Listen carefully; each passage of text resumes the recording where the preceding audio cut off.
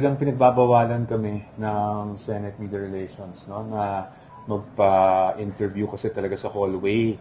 So, nahihirapan ako when nasa hallway kayo, baka maisip nyo na suplado ako, hindi ko sinasagot yung mga tanong nyo. It's not that I don't want to, it's just that I've been reminded already, I think it's for the third time this morning, that I shouldn't be doing what I'm doing, that I'm responding in the hallway, because we want, in fairness to the Senate, they just want everything to be orderly. And I really thank the Senate for helping us with that. No? But as to the question, I think the question is kung darating si VP, as been reported this morning. Yes, I can confirm na darating si Vice President Sara Duterte in a few minutes, but she will only be here for a meeting with the defense team. No? Meron kaming napag-usapan na magkikita kami today dito sa holding room ng defense team para mapag-usapan ng ilang bagay-bagay, no? But she will not be attending the hearing or the scheduled hearing this afternoon. She has engagements din po kasi. That's why she's here in Manila. And she will have to proceed to her engagements after our meeting. Sana po, klaro po yun sa atin lahat. Gusto rin po niya na ihayag ko yun sa inyo, no? Para malinaw sa lahat kung bakit siya nandito today. Sir, may chance ba na magpa-interview din siya sa amin? I don't know. Baka hindi na siguro because as you know, we're the defense is very mindful pagdating sa rules on impeachment, no? And while of course I presume all of you would like to interview her also, she's here for a very quick meeting with us, and then after she really has to proceed to her other engagements as Vice President. So baka hindi na siguro, and because nga as I mentioned, we're very mindful with talking about the merits of the case, and alam ko naman hindi nyo rin may iwasan na matanong siya doon. I think the defense would rather, no, na yung mga tanong natin, mga briefings natin would be after each trial day na lang siguro. I would always allot at least 10 to 15 minutes after trial date, no matter how late it ends, para naman po mapagbigyan kayo sa mga updates nyo, because I'm sure you'll need that also. Sir, bakit po important for the Vice President to conduct the meeting here when it could have been done elsewhere? Because the Vice President has always been the type of person, no, that will adjust to the convenience nung ka-meeting niya.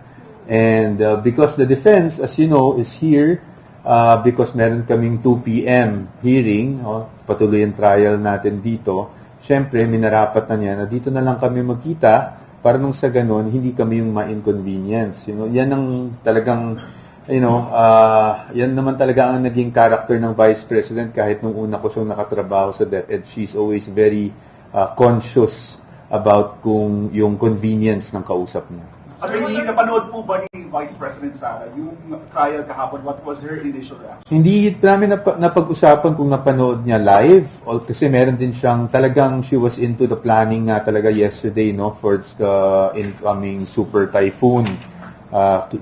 She was trying to prepare everything for the response of the OVP at pagbibigay ng serbisyo. But of course, we were giving her updates throughout the day. I was talking to her last night.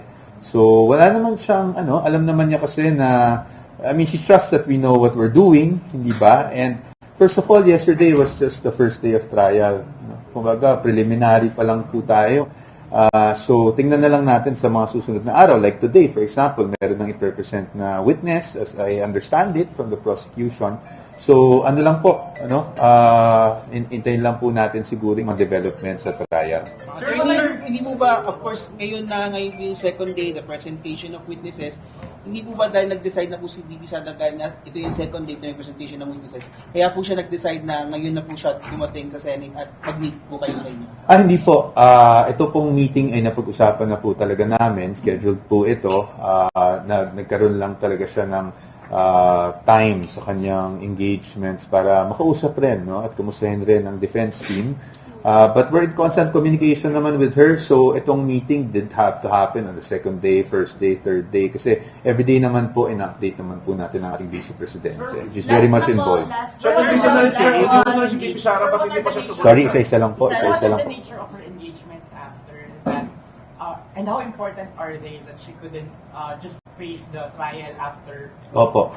Well, ako naman, I'm not from OVP anymore, so I don't have to answer that. But the thing here is, it's important because it's her duties as the Vice President. No? Kaya ito, impeachment, alam naman natin na itong impeachment ay isang bagay na kailangan sagutin at ginagawa naman natin yon. But at the same time, the Vice President has to go on and do her job as a Vice President. So, hindi naman niya iniiwasan ng impeachment trial. Dadalo po siya sa tamang panahon. Hindi niya iniiwasan ng impeachment trial. Yes, hindi po. Kaya nga po kami nandito mga abogado niya.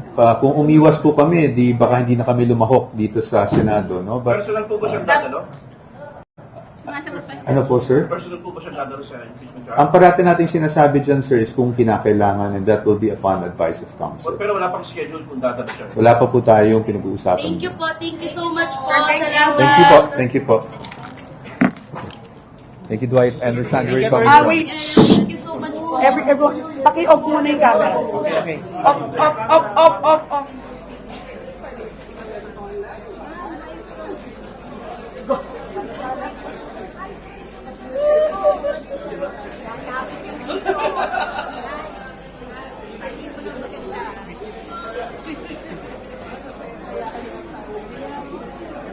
Natanggal na. Sundo yan.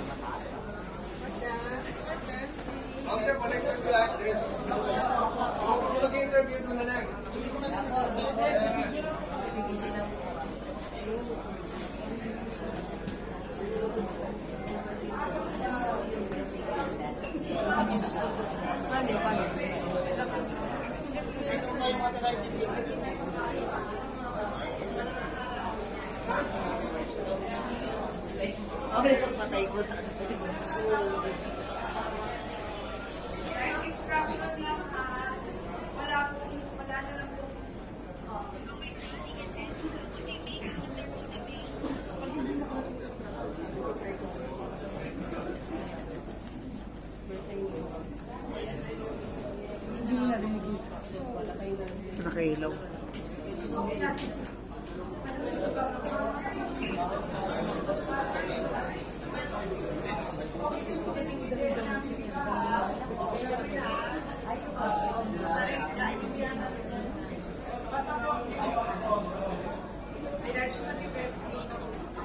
So lahat po tayo nandito, sitters ng tayo.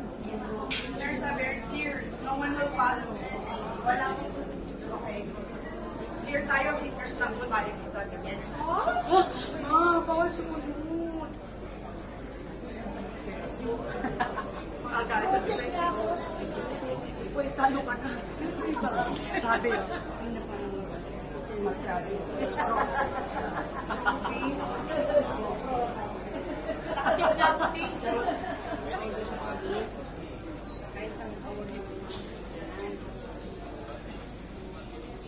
Sitters lang naman tayo, everyone ha. Sitters tayo ha. Wala pa susunod. Meron na po tayong process kaya defense din sa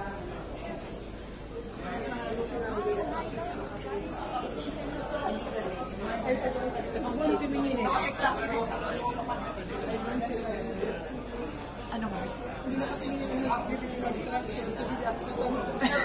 Sabi namin, hindi namin namin instruction pwede yung gusto ko lang po sabihin sa inyo na wala pong susunod. Ikaw mo ako, pwede tinawag mo kita.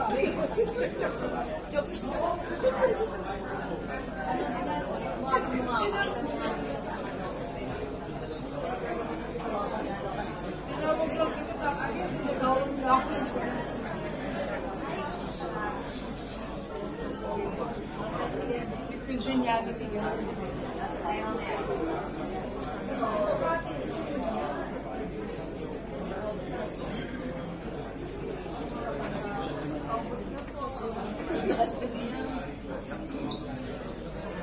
Ay, sir!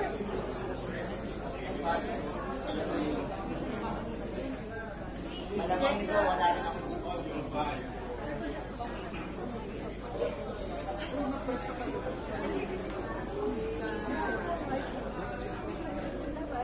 Teka lang, teka lang. Sama ko. Aba, we're weak. Hindi ako kasama.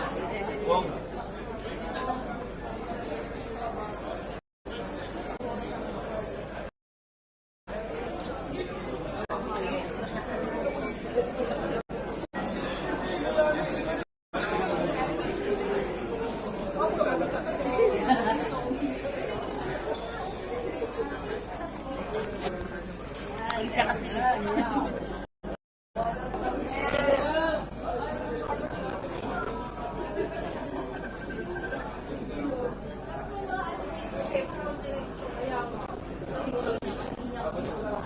Papa-interview siya doon?